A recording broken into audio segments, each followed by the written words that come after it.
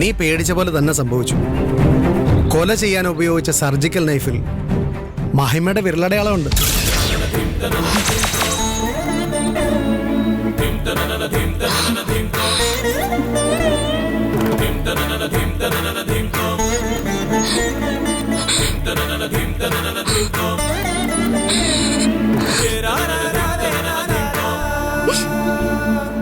മഞ്ജു, ഈ ഒരവസ്ഥയിൽ ധൈര്യം കൈവിടരുത്.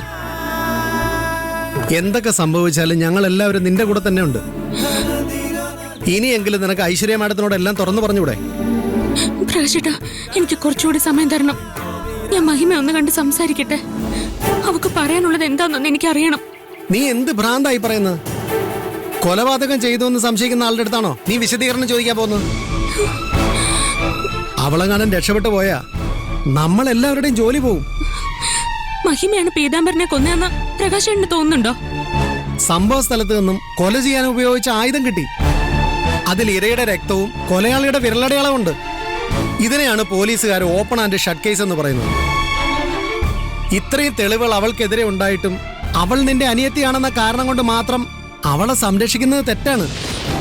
എനിക്കിപ്പോഴും അവൾ ഒരാളുടെ ജീവൻ എടുക്കുമെന്ന് വിശ്വസിക്കാൻ ഒട്ടും പറ്റുന്നില്ല.